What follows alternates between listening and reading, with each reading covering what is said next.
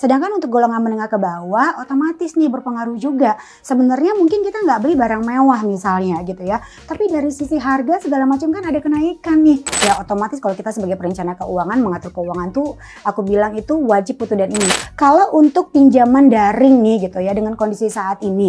Boleh nggak sih risk mendengar 0,3 gitu ya. Nah tapi ini akan menjadi sebuah peluang untuk teman-teman yang akan mengembangkan bisnisnya nih.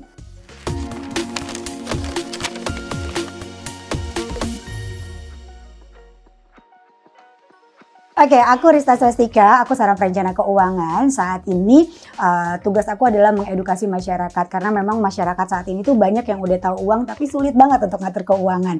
Termasuk dari sisi utangnya juga nih Mas Ian gitu ya. Jadi kurang lebih background aku dari perbankan gitu ya dan aku adalah seorang kredit analis juga tapi sudah hampir 7 tahun terakhir ini berkecimpung di dunia konsultan keuangan khususnya keuangan pribadi dan UMKM gitu.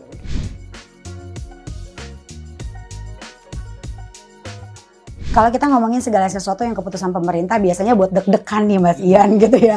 Apalagi di informasinya adalah di akhir tahun menjelang awal tahun gitu ya. Orang ngelihat aduh bonus dapat nggak ya gitu ya. Aduh ini nanti gaji naik nggak ya gitu ya. Udah ketakutan terlebih dahulu. Tapi kalau saya bilang gini otomatis pasti dampaknya ada gitu ya. Yang namanya kebijakan pemerintah bukan berbicara apakah generasi Gen Z terdampak, milenial terdampak atau misalnya Gen Y terdampak. Saya rasa semua lini pasti terdampak gitu ya. Nah kalau kita menanggapinya seperti ini, keputusan yang dibuat oleh pemerintah pasti plus dan minus gitu ya. Ada golongan masyarakat kita yang terdampak, ada juga yang nggak terdampak. Nah, kalau kita lihat yang sangat terdampak ini adalah golongan yang menengah ke bawah gitu. Sebenarnya tadi udah ditekanin PPN 12% itu hanya untuk barang mewah gitu ya.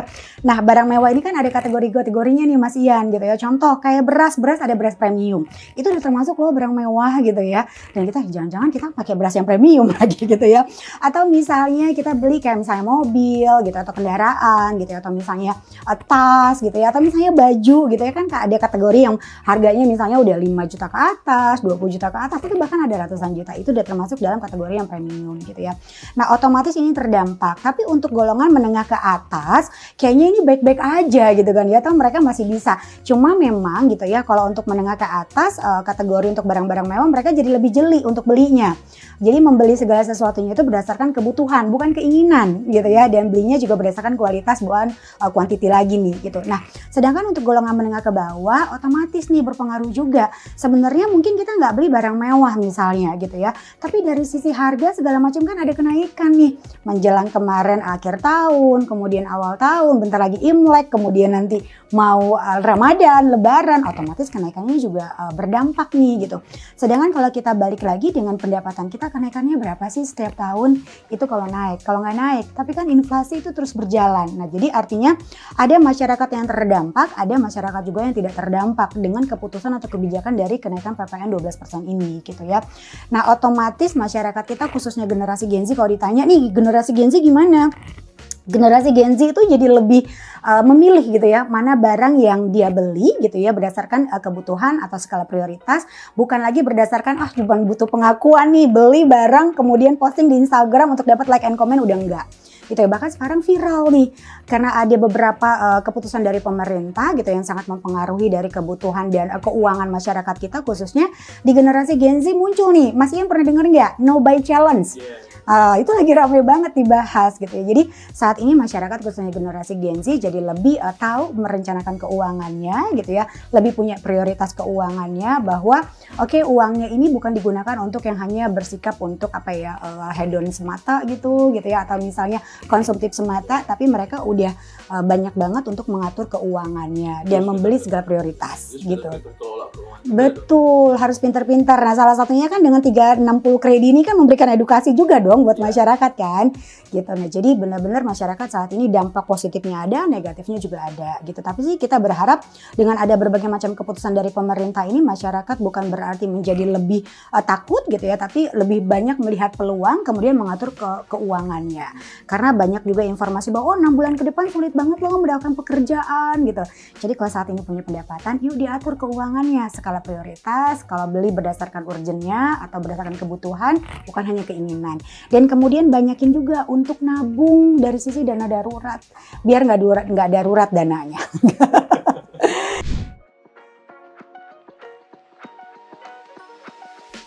Oke, kalau kita bilang bagaimana sih mengatur keuangan, ya otomatis kalau kita sebagai perencana keuangan mengatur keuangan tuh aku bilang itu wajib, butuh dan ingin. WBI tuh Mas Ian.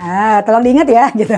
WBI, wajib, butuh dan ingin. Skala prioritas dulu, kewajiban dulu yang kita keluarkan, baru kebutuhan, baru keinginan. Nah, kategori kewajiban tuh apa sih? Misalnya kalau bayar pajak kan udah kewajiban kita nih gitu ya. Kemudian sedekah juga menjadi sebuah kewajiban loh buat kita, karena kan sedekah itu membuka pintu-pintu rezeki lainnya gitu ya, sedekah atau pepuluhan gitu ya. Nah, kemudian apalagi nih Riz yang masuk dalam kewajiban gitu ya.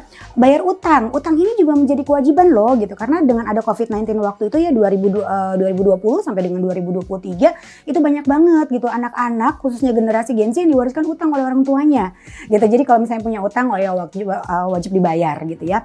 Nah, kemudian kita masuk ke dalam kebutuhan. Kebutuhan ini yang pertama adalah dengan kondisi yang seperti ini, ekonomi yang banyak orang bilang oh lagi nggak baik-baik aja, atau oh semua lagi mahal gitu ya. Otomatis tadi kebutuhannya adalah satu, yang pertama adalah disisihkan dulu untuk kita bisa berinvestasi. Apakah itu nanti tujuannya untuk dana darurat, apakah itu nanti tujuannya untuk beli rumah, apakah itu nanti tujuannya misalnya untuk persiapan dana pensiun gitu. Karena nggak untuk kemungkinan Gen Z, milenial saat ini tuh udah aware banget loh untuk pensiun gitu ya. Bahkan untuk ini ya FIRE katanya gitu. Sebelum 40 tahun udah harus financial freedom gitu ya.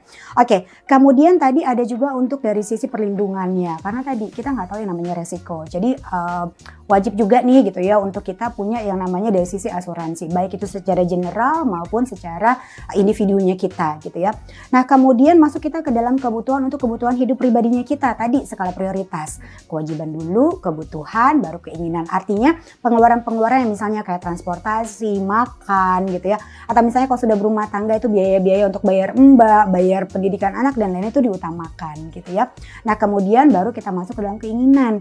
Kan kalau anak generasi Gen Z atau milenial gitu ya, karena memang bangun tidur berdampingan dengan sosial media, harus seimbang nih kehidupannya gitu ya, antara pekerjaan sama kesenangannya gitu ya. Jadi tadi keinginannya juga harus diatur gitu ya. Apakah nanti mau liburannya setiap minggu, apakah nanti setiap bulan, apa per 3 bulan dan bulan, itu juga tetap gitu. Karena tadi mengatur keuangan itu adalah sebuah seni yang memberikan kebebasan kita sebagai pemilik uang buat ngatur uang. Gitu. Ngatur uang itu seni gitu ya. Antara aku sama Mas Ian tuh nggak bisa sama. Gitu, nggak bisa sama ya. Jadi harus berdasarkan tadi kondisi keuangan kita masing-masing gitu ya. Nah, kalau untuk pinjaman daring nih gitu ya, dengan kondisi saat ini, boleh nggak sih Riz gitu ya balik lagi yang namanya berhutang itu boleh-boleh aja Mas Ian. Cuman ada kategorinya. Tadi berhutangnya untuk apa dulu? Kalau untuk konsumtif kayaknya enggak deh. Gitu ya. Tapi kalau misalnya berhutangnya untuk produktif, karena kan generasi Gen Z saat ini kan benar-benar kreativitasnya banyak nih gitu ya. Ada yang sudah mulai berbisnis dan lain-lain. Nah, ketika untuk mulai bisnis atau untuk mengembangkan bisnisnya, ya nggak masalah juga untuk menggunakan pinjaman daring. Tapi balik lagi, harus dicek berapa sih yang kita butuhkan gitu ya. Kemudian yang kedua, bagaimana nanti kita melakukan pembayarannya. Kemudian yang ketiga, kalau antisipasi nih, kalau ternyata dari bisnis kita yang kita lakukan kemudian kita nggak bisa bayar, strateginya harus seperti apa. Nah, ini juga harus dipikirin. Jadi jangan hanya ngutang aja begitu di approve, yuk gampang nih ngutangnya gitu, tapi nggak dipikirin mitigasi resikonya kalau kita gagal bayar seperti apa. Kita paham nggak dari pinjaman daring itu term and conditionnya itu seperti apa gitu ya. Nah, itu yang harus kita pahamin sih Mas ya. Jadi kalau aku bilang nggak ada nih perencanaan keuangan yang bilang misalnya oh nggak boleh ngutang, enggak gitu ya. Kalau ngutang boleh-boleh aja, tapi skala prioritasnya baik itu pribadi maupun untuk kebutuhan bisnis misalnya, kurang lebih seperti itu Mas Ian.